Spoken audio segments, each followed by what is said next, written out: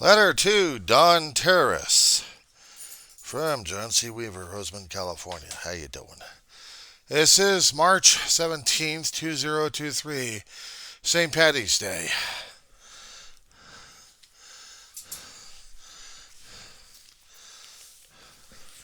Just keep watching the background there. What do you see?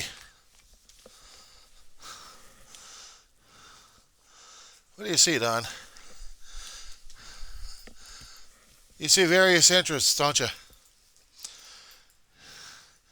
Including probably something of a Star Wars type.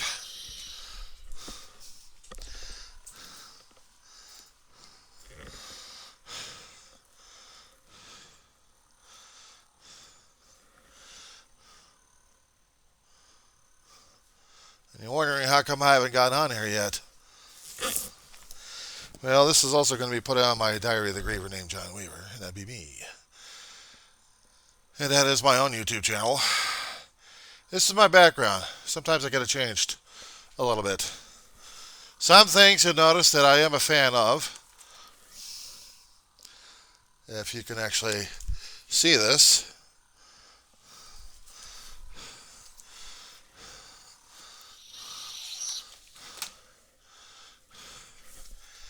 Don. Hello again. Where's your green? Pinched you. Let's talk Jawas, shall we? Camera angle is situated at a point where it shows you the interests I have. Not entirely Star Wars, not entirely Star Trek, but multiple. I caught your act this morning. I know you got a little bit of disgust concerning about the movies and about the executive being terminated at a certain predestinated point. I was watching WDW&T on YouTube, and it would keep me a track of what's going on because they keep track of what's going on at Disney Empire. It's not the only source I keep track of. And yes, for a long time I have known about the fan discontent and discord concerning about what corporate wanted to do for Star Wars. Don, you and I are the same age bracket. We chew the same dirt, basically. I'll show you something else I'm more of these days familiar with. Come here. Come here. Get your butt over here, dog.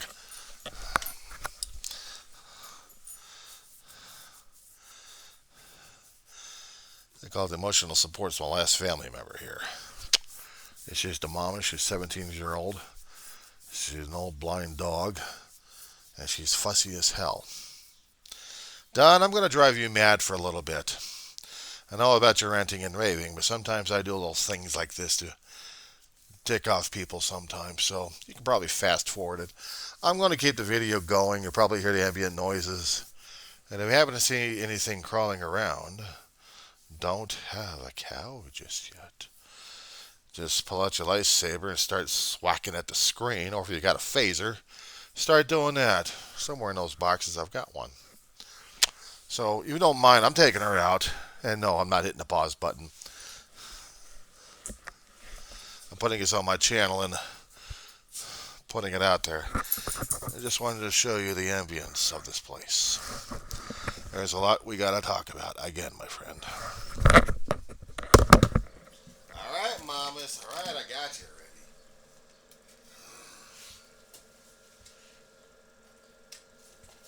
Oh, come here. Entertain them.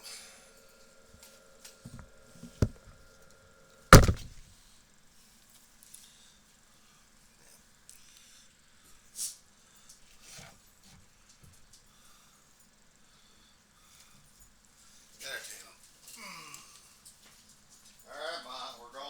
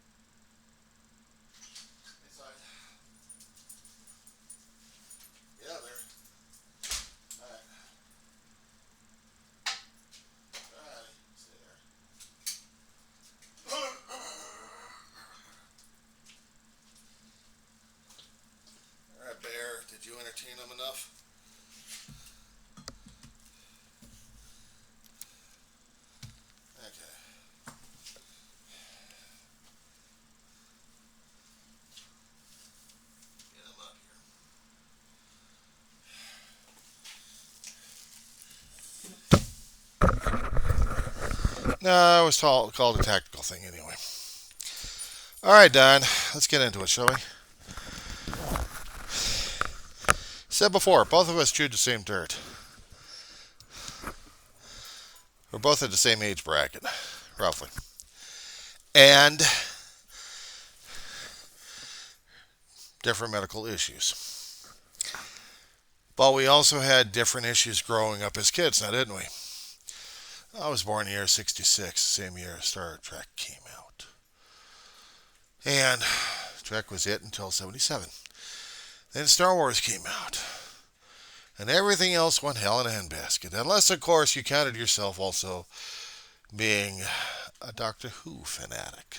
A Whovian. Yeah, that was me too. So, basically, and then Battlestar Galactica, and Buck Rogers, and every other damn science fiction show I can get my hands on. Catching the drift?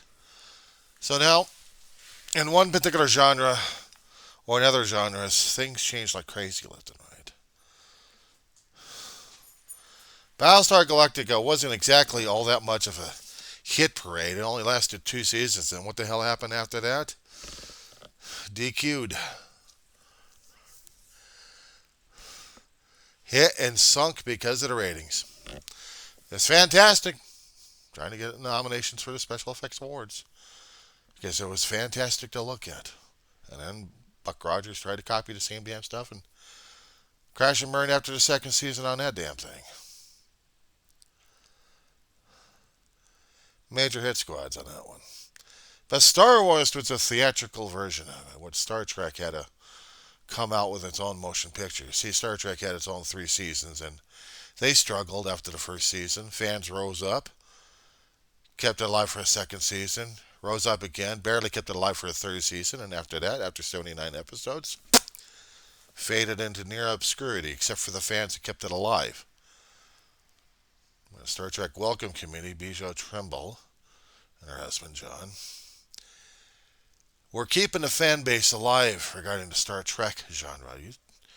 You're worried about Star Wars crashing and burning. Shit, you had to be looking at the other stuff that was going to be crashing and burning too. Get the idea. Markets, viewerships, everything else going crazy.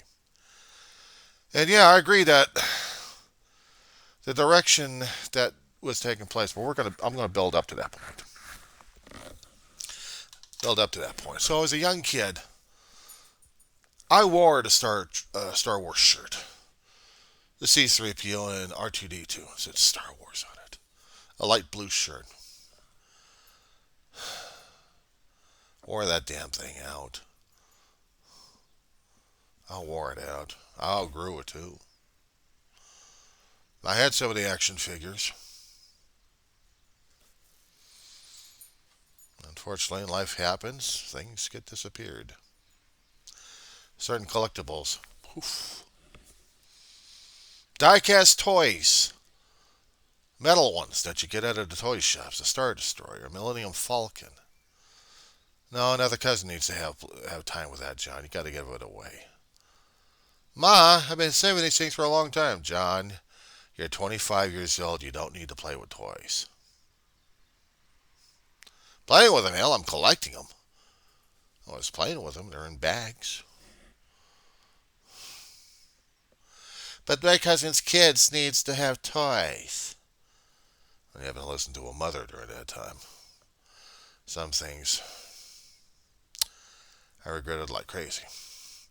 Hell, I even destroyed a Y-Wing just to make a new fighter out of the damn thing. I even had a Lego set to build stuff with. You catching a little bit of a drift? So we're talking about fan of a lot of things growing up as a kid. Fan of books, fan of literature. I tried to keep my interest eclectic. Nowhere did I get anywhere near being a cruise. Except for watching on a Channel 7 Love Boat shows. Really didn't catch on to that damn thing. A bit further on into it. Get as an adult, I'd seen Star Trek come out with a motion picture, and then we came out with the series. Every 2 or 3 years, we had a new Star Trek movie coming out. I'd seen the Star Trek 2 at a screening over at Paramount Studios with my brother. He had a friend over at Paramount Studios and got me in to see what the special screening was. The other selected audience members out there, random. But we all cried when we saw Spock died. I bawled my head off going home. And everyone saw it. They said, "This is the one we're going to show." I didn't get the chance seeing that at the Empire Strikes Back because we didn't have any friends over at 20th Century Fox. But I did see Star Wars at a drive-in theater out here in California. A place called Winnetka in the San Fernando Valley one time. We did have the actual drive-ins. 4 or 5 places. There was one central hub. And you get to see different shows left and right. We have what we call the Cinefy. Hook up a lead to your car's antenna, either by alligator clip or sliding it in into your windshield.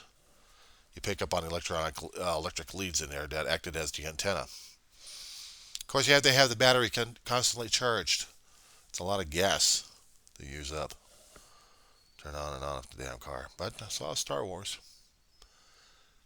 Our car died a little bit, so we needed to get a jump on that one. We used a guy's pickup truck because he had his speakers blasting like crazy, so everyone was listening to this thing. It was crazy during that time. It was during the summertime. My brother was home for the Navy. One of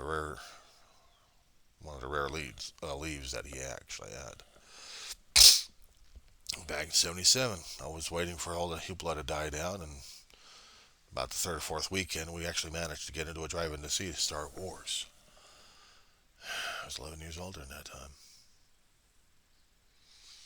3 years later, we had The Empire Strikes Back, or Strikes Out. Oh, Vader's Revenge should have been called. Star Destroyer in my pocket. Star Destroyer toy in my pocket there. We went over to a theater over in North Hollywood. Laurel Canyon and Victory. It used to be the United Artists Theater. And we saw it. And I was like, I had gotten the soundtrack and the story album of Star Wars and of Empire and of Return. Again, things happen too. Things happen to collectibles. And they were very good collectibles too. And yeah, I did see them. And then Return of the Jedi about a few years later. And another theater is no longer there. Northridge Mall. Back in '83. I was with a group of my friends. We were watching this. When we had the VHS coming out, my mother fell in love with the 1, 2, and then she really fell in love with the Killer Teddy Bears. But during this time also, I was trying to collect the pocketbooks, all the paperbacks I could to read about it, and also the hard copies to keep up with the genre of it all, the lineage, the history, the chronological events that were happening. And I was keeping track of this for about 20 or 30 years, or more than that, I tried. But things happen, they fade away. You keep the fandom alive in here. You talk to other people when you can. And you watch the movies, you read the books. You also watch the television shows that they came out. I'm not talking about the holiday series. Crash and burn that damn thing. Where's the Death Star laser? I decided to fry that damn thing out of my head. But no, I'm talking about the cartoon series that they came out with in the 2000 now. They came out with the Clone Wars. Simply put, this was the response in the prequels that we actually had. Lucas was also working on the prequels on that one. He had a hand in it. He wanted to tell Vader's story. It was interesting. A bratty kid, snot-nosed teenager, and then he turns into Vader. I liked the prequels on that one. I didn't read the books on it, but I just liked watching the movies on that one. And then they had the cartoons, the Clone Wars. I was wigged on that damn thing. I mean, I liked cartoons when I was growing up as a kid, so I still do on some occasions. Certain cartoons I could deal with. And I saw the original version of the Clone Wars. Little snippets they put on Cartoon Network when I actually see it was actually out there on Cable Land. Yeah, they made movies on this one. At least 2 videos. I got two disc series on that one. I still have it. Watch it from time to time, and I liked it. Oh God, I loved it.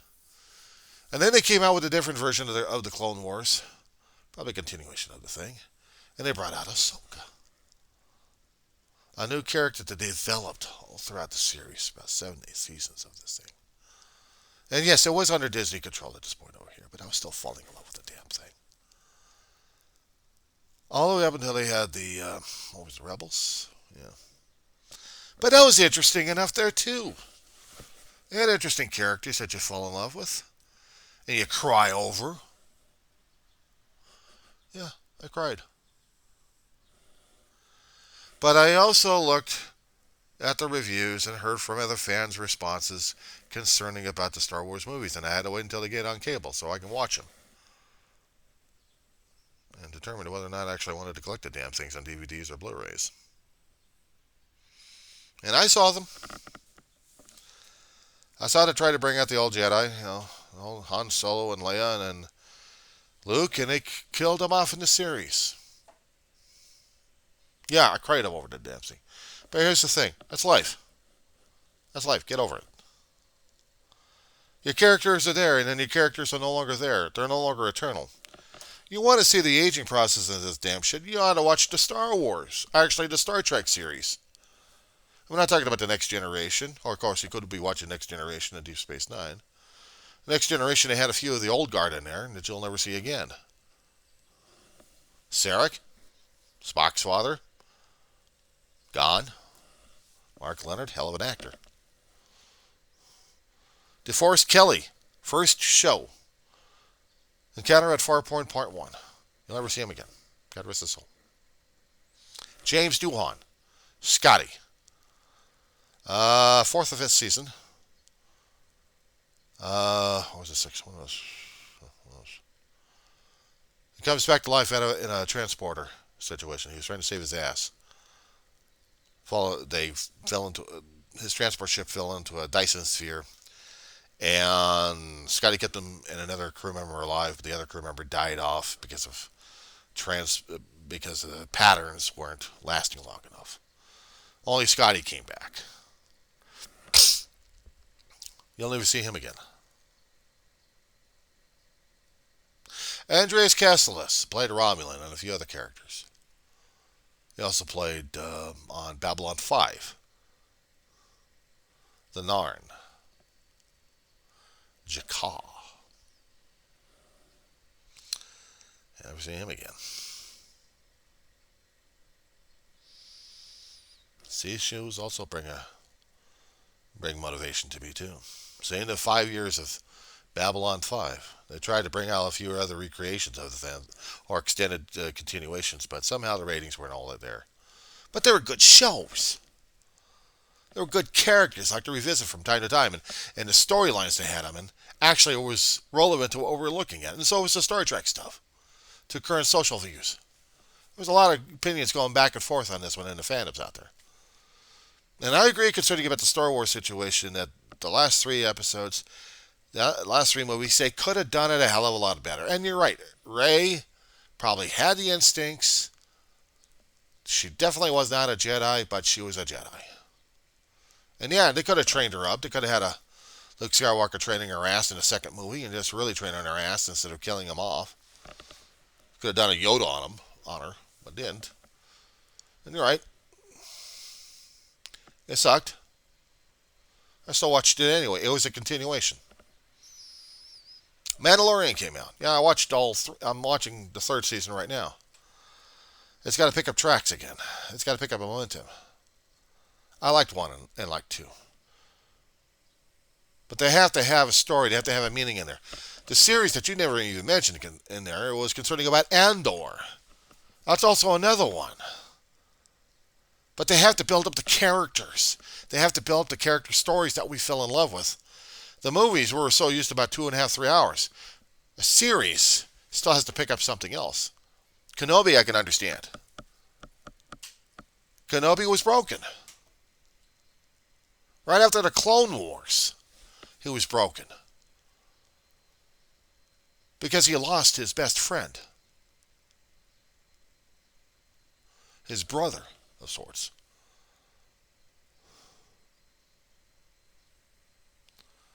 And it killed him inside. So that's why he was looking like he was a broken man. They had to show a Jedi who was a broken. He was humanoid. He was mortal. He was emotional. He was a broken person. If you know what a broken person is, we both know what that is. We both know what loss is and how much it affects us, and even grieving. The main basis why I keep doing my channel, The Diary of the Griever named John Weaver. Because I have to talk about it on some occasions of what my days have been like. If I've been going through the emotions, if I haven't been going through the emotions, if my day's been good, if my day's been shitty, or if it's been in between. Same thing like yours. Just on. Okay. You talked about Mandalorian, and you're not quite sure about it. Okay, fine. And Obi-Wan was going through brokenness.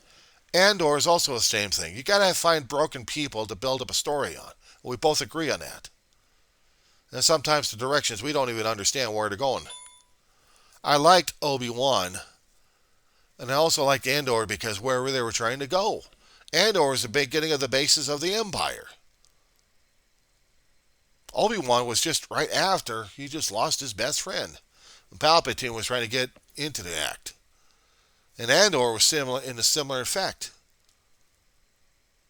When we're talking about Boba Fett, now I don't know why they made him into a hero. I kind of thought of him as Kurt Russell, Escape from New York, an anti-hero. He may have been a bad guy, listed as a bad guy. And we enlisted bounty hunters as bad guys. Boba Fett was just in it for the money. Pure profit. Have to look at it that way. What's the profit for him when there's a power vacuum? He's got no one else to get money from or sell off anything else. They were still trying to develop the Star Wars universe still. And yeah, the books would have helped if they kept to some of the readership. Try the Rogue Squadron. Rogue Squadron episodes that they had back in the 80s and actually in about the 90s. They were writing stories about that one. A little slight bit about the cartoons. You even got the Bad Batch. Clone rejects at the beginning of the Empire. I don't know. Sometimes the stories are a little bit lame, but they're trying to build backstories. They're trying to build forestories. They're trying to build it up. And to me, I'm still a Star Wars fan, so I like watching it. Now, if we're going to be talking about Star Trek at this point, Star Trek Discovery, that still needs to be digested a lot more. I got to rewatch it all over again just to understand its flavor. Picard, they got out, lasting for 3 seasons. They're going to be finishing up in about a month or two. And I'm going to be sad about that one because I'm watching the interviews online concerning about their characters and everybody else involved with it. I'm still a Trekkie at heart. If that doesn't show you to you. What can I say? I'm born a Trekkie, I'll die a Trekkie. But I'm also a Star Wars fan. I'm a fan of Made in Natures, and I'm trying to keep it that way. In a lot of directions, I don't like what they're doing. Lucas probably didn't have a choice. It had to be good reasons, and you have to research it. I know Disney was kind of getting greedy during those days, but maybe Lucas didn't have any choice but to sell his empire. Maybe there was a reason in there somewhere. I don't hold him totally responsible, just partially, because I understand about corporate greed these days, more and more. Disney was us more and more and more hungry, becoming this huge mega corporate mega blob. Yeah, I understand about that. That's bullshit. But, the way things are turning right now, yeah, we can complain about the damn thing. But what are we going to do about it, Don? We could talk about the damn thing. And Funko couldn't even get those damn dolls, those Star Wars dolls sold. So now they got to eat profits, like certain other companies out there who deal with the genres. There are waves, there are tides of economics on these things. We both know that. I haven't been a businessman. I've been a working guy all my life. Get injured on a job, and now I can't even get back out there again. But I don't want the management. That's too much of a pain in the ass. I'm back in college to educate this poor brain, seeing what this world's all about, which is corporate greed. At least for the stuff I keep running into in the politics left and right. It's a nightmare in Elm Street, I'll tell you that much. But more of it, I'll probably talk on my channel about this at more great lengths. So, sorry for boring and living crap out of you on this one here. But I had to get my point across. Yes, I know. Star Wars is disappointing. You think Star Wars is dead. No, they're not dead. Why? Because, Don, you still have fans out there like yourself and like me. There's many other varied points of view looking at this thing. They're not dead. As long as the fans hold them to them heart, make the fan stories and whatever kind of creations they have, it's not dead. You're looking mainly at the films and you're not looking at the other recreations of the damn thing. As long as creativity in the heart of a kid is still inside, as long as we're still a fan of hearts regarding the situation, it doesn't die. Maybe like dormant, but it won't die. Not if other new generations come up and understand what the hell the old generation has been trying to tell the newer generations what we loved.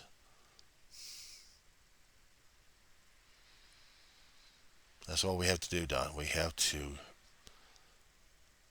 bring that to the people out there. We have to bring that to the younger generations. If we want this thing to continue, we don't kill it off. Us old farts don't kill it off. You'll mutate it into something else that we don't like or don't understand. And I'm going to be talking about that one in the next video. So, and I'll send you that link too. Till then, Don, feel better. Take care of yourself, pal. And one of these here days when I get the money and the passport, I'll be seeing you on the seas, hopefully.